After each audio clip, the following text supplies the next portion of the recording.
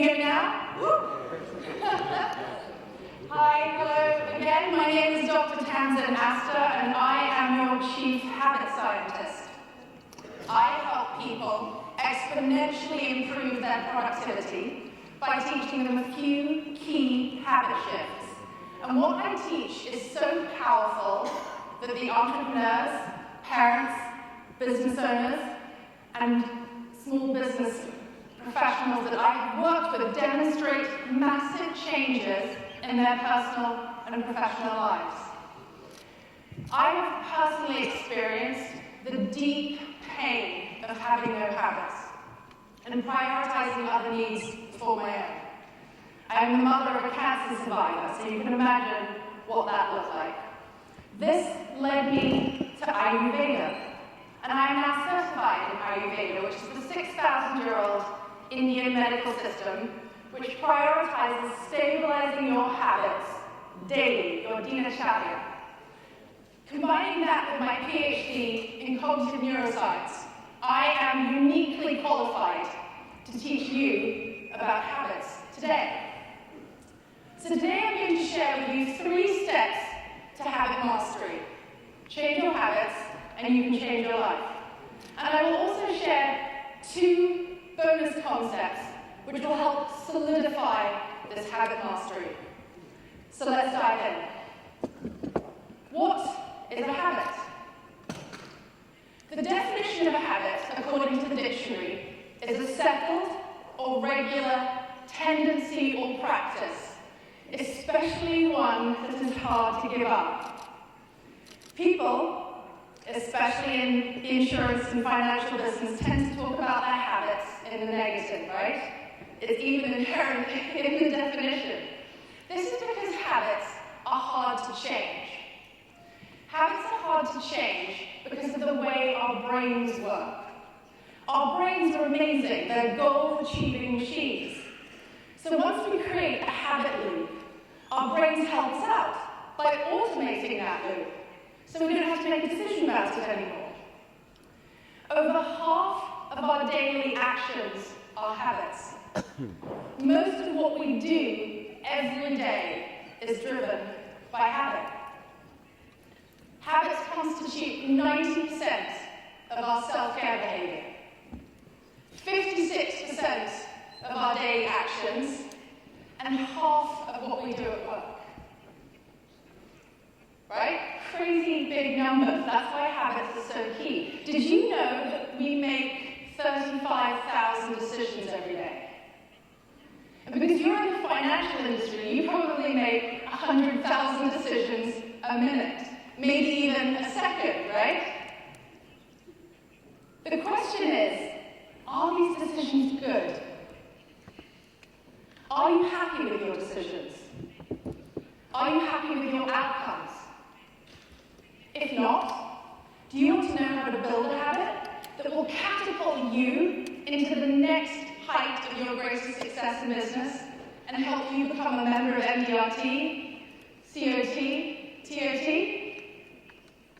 Are you ready to find out 3 simple, easy, effective ways to change your habits in a short period of time? Yeah? You are? Yay! Here is the solution to change your habits. The first step is you have to act. You have to be willing to analyze your habits. You have to be willing to face what's going on. Secondly, you have to commit to your habits. And thirdly, you have to track your habits. So we're going to act, we're going to analyze, we're going to commit, and we're going to track.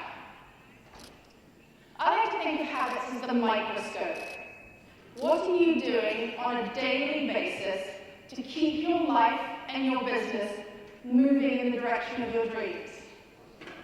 Maybe that's to become a member of MDRT, a COT member to top of the table. First, though, you have to understand what a habit is and what a habit is made of. A habit is not just one thing. It's a series of components. Habits consist of 3 parts: the cue, the action, and the reward. The cue is the trigger, the thing that causes the habit loop, that cues the action cycle. The action is the actual behavior itself. The reward is how you feel and what you get as a return. This is where the cool neuroscience bit comes in. So the cue is located in the frontal cortex, actually in the prefrontal cortex, which is the most evolved part of the brain. The brain developed up the brain stem, secondly into the mammalian brain, and finally forward to the frontal cortex. The action, which is the actual behavior, is located in the basal ganglia. The basal ganglia is less evolved, which means we have less access to it. It's much harder to be aware of it and what's happening there. The reward is also located in the frontal cortex, just like the cue. So the cue and the reward are located in the most evolved part of our brain, so we can reflect on how the habit cycle makes us feel. So if we want to make sense of our habits, if we want to build better habits, get rid of bad habits, we need to look at the cue and the reward, not so much at the habit itself. Does that make sense? When you want to change your habit, you need to look at what's triggering the habit, how you feel, what the reward is, because this is the bit that you can change. This is the bit that you have access to. So let's take an example to make this a little bit more concrete.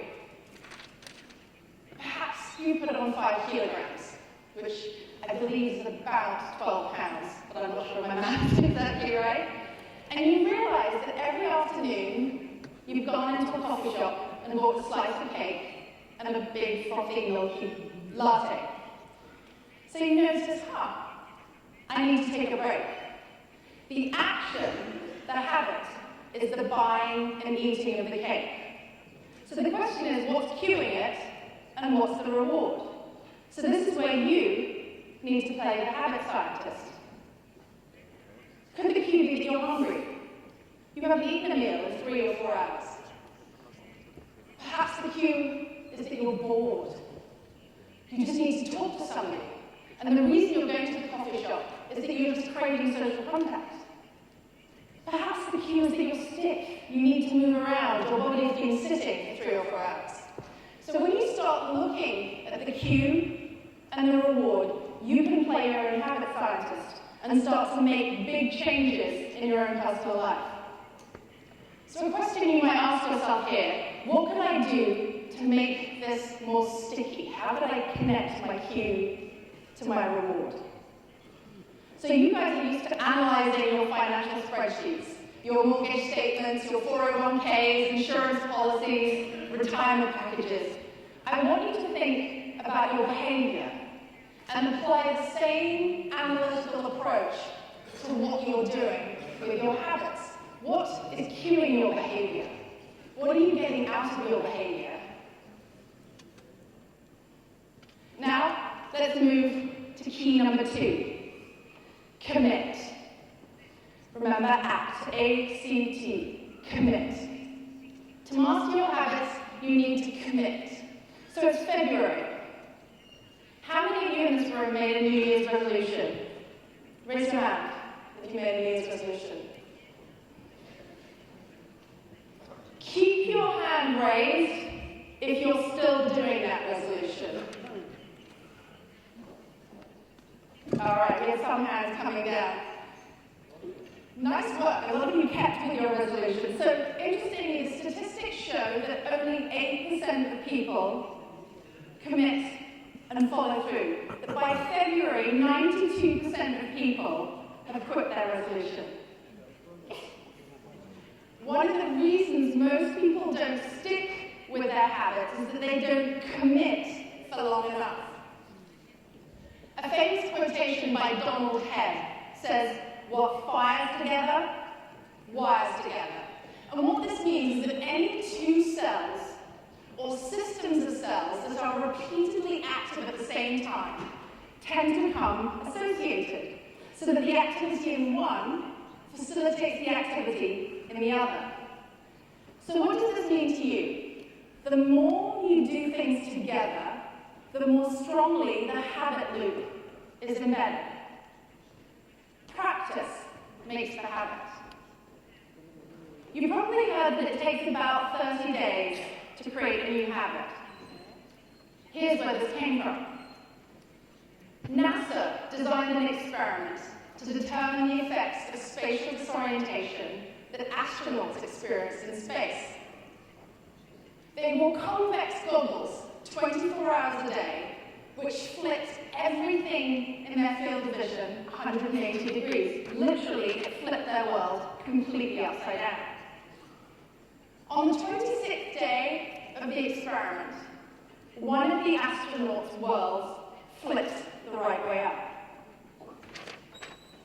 Even though he continued to wear the goggles 24 hours a day, his brain had rewired to see the world the right way up.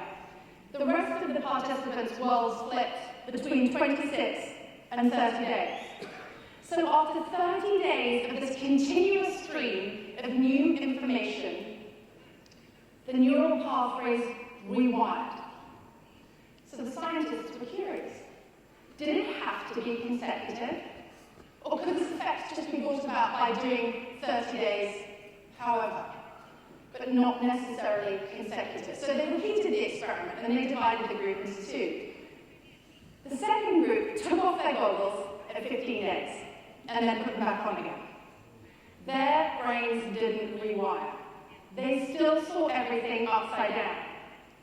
So what this tells us, the takeaway, is that when you want to create a habit, you have to do 30 consistent, consecutive days to commit to making a new habit. One of the problems that most of us suffer with this is that we use willpower. We use our willpower to get things done. We will ourselves to go to the gym.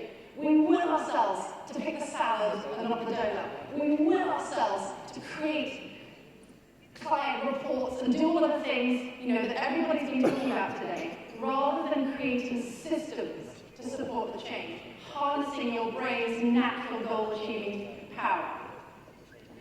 Willpower is best employed helping you to figure out which part of the habit cycle works and how to make the habit stick, not on the doing of the habit. So that's a big distinction. Do you guys see that? Yeah? Maybe-ish? So if you really want to change your habits, you need to commit to changing them. What knocks most people off their habit game is the feeling that a new habit has to be a huge commitment to have a long run, to have impact in the long run. What's important, though, is daily consistency, rather than the size of the habit. It's consistency. It's the doing every day. And it's like compound interest. It will have a massive long-term impact. You make one more phone call a day. That's 365 a year. You make one more meeting a day. That's 365 a year. You meditate for a couple of minutes a year. That's hours by the end of the year, right? It's the compound interest. Maybe after you do this, you then get to become your MDRT member, or as a lot of the people we're seeing today, jump from COT to TOT very quickly by creating these clear systems. So the third key, we've done act, so we look at analyzing our habits. The second key, commit. The third one, track. So to track your habit, did you know that only 20% of people think about their objectives in life? Only 4% of people write them down. And only 1% of people check back in on a regular basis. So how do you track your habits? Here are 3 simple ways. The first is to create accountability. Tell people. Stand up on stage, announce it on social media, recruit an accountability partner, somebody you live with. Most of us are visual learners, so we can create our own accountability by creating a visual check that we see every day of us committing and making steps towards that success. The second way is to track our obstacles to success, right? So we've heard a lot today about objections. Take the same approach to your habits. When your habits fail, why? What might get in the way of creating a new habit? Before you create a new habit, think about the kinds of conversations you need to have with the important people in your life, the people you work with, the people you live with, the people who can help support your new habit. And the third, which you've probably heard, is to make sure that your habits are smart. Are they specific? Are they measurable? Are they achievable? Are they realistic? And are they timely? So again, let's look at a concrete example. Lose weight. That's not a smart goal. I'm going to lose 5 kilograms by Easter. That is a smart goal. You're giving yourself a chunk of time, you're giving yourself a specific number. Become an MDRT member is not smart in that definition. But become an MDRT member by July 2020 is smart. You're giving yourself a clear definition. So far, we've talked about the 3 steps to habit mastery: changing your habits and changing your life, right? Act. You have to analyze your habits. What is the cue? What is the reward? How can I make this more connected? C, you have to commit to your habits. 30 days minimum. Reduce it to the ridiculous. If you want to exercise every day, you haven't got to the gym, do 1 minute that day. You'll still be creating that neural pathway. T, track your habits. Now I want to introduce to you 2 bonus concepts which will really help you to solidify the 3 steps to habit mastery and which will catapult you into greater transformation and changing your life, which is really what this is all about, right? Are you ready to move on? Everyone, yay! I thought post-lunch, everyone's falling asleep. All right, concept number 1. You must connect your habits to your vision. A lot of people have mentioned this, right? So what do we mean by vision? The definition of a vision is a declaration of your objectives intended to guide your internal decision-making. Do you do that? Do you declare your vision? Do you even have a vision? Do you use that vision to guide your decisions? So perhaps you have a vision of a life which involves travel. Perhaps your vision says, I would like to take my youngest child on a trip hiking up Machu Picchu when he graduates college. To conquer this, you need to connect your daily habits with your vision. You need to exercise. The air is thin and the exertion is hard up there. Believe me, I've hiked up the Machu Picchu. You need to be fit. You need to eat well. You need to manage your finances. You need to save. You need to have a job which will give you 2 weeks off to take that trip.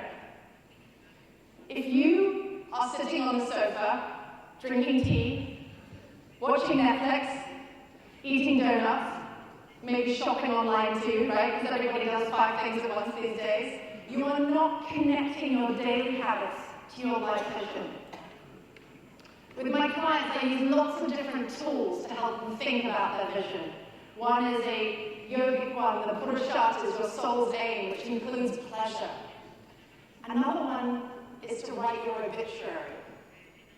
What kind of life do you want to have lived? Who do you want to have impacted? What world do you want to leave behind? Second bonus concept, mindset. If you want to change your habits and connect your habits to a bigger life vision, the thing that will keep you on track is mindset, which most of our speakers have mentioned today. What is the definition of mindset? It's the established set of attitudes held by somebody.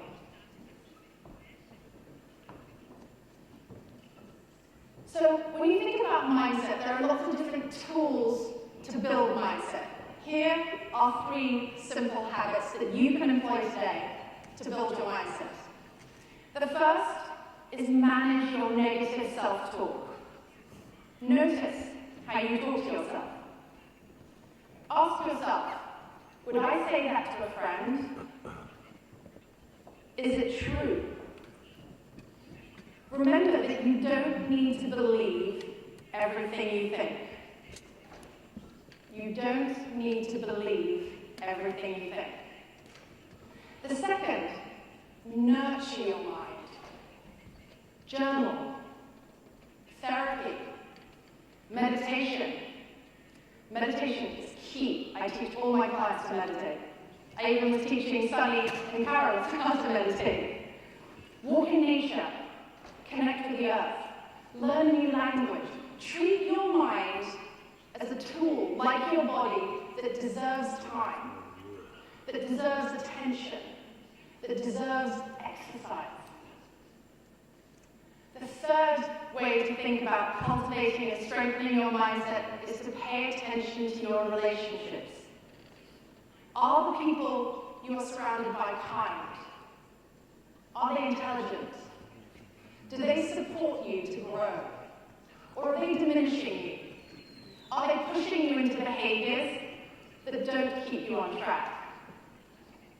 You are the average of the 5 people you spend the most time with.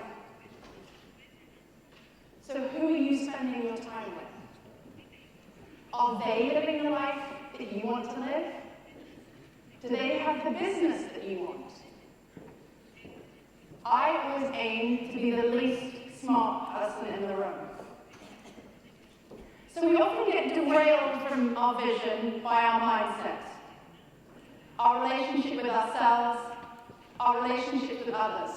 So if we can strengthen our mindset, our mental habits and attitudes, this can really help us to connect our daily habits to our vision. We do not operate within a vacuum. We operate in community. He who masters the power formed by a group of people working together has within her grasp one of the greatest powers known to woman. He who masters the power formed by a group of people working together within his grasp has one of the greatest powers known to man. Community. You can create the life and business of your dreams. How? Master your habits. Analyze your habits.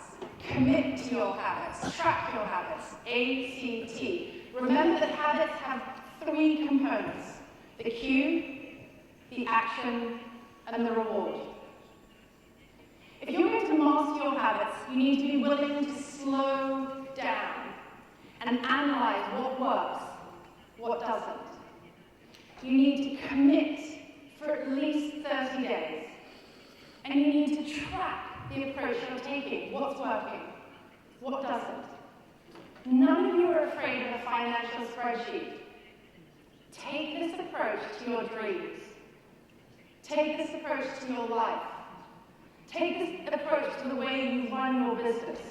Use this spreadsheet for your habits so you can analyze them, commit to them, and track them over time. And as you know from compound interest, as I mentioned, you can create big results. Have a vision. Have a huge, glittering, spectacular mental picture about the kind of life you want, who you want to impact, and the kind of world you want to create.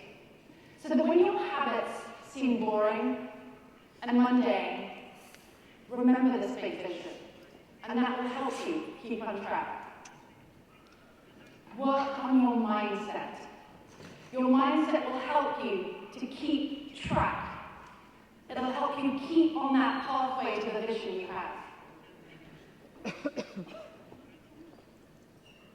So in closing, I want to share with you some really important and heartfelt hospice. The 5 regrets of the dying. The first, I wish I'd had the courage to live a life true to myself, not the life others expected of me.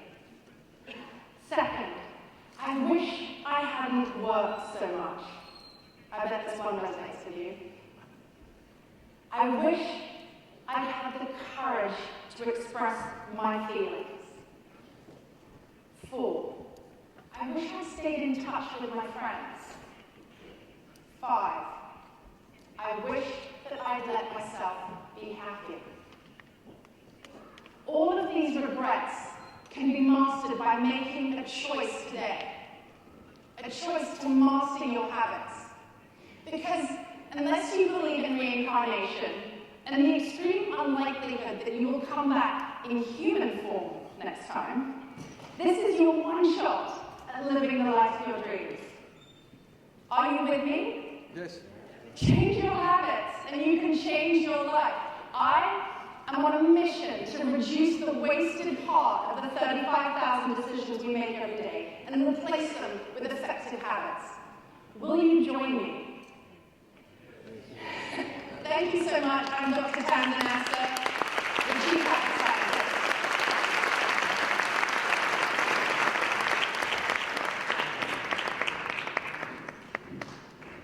Σε ευχαριστούμε πολύ, Tamsin.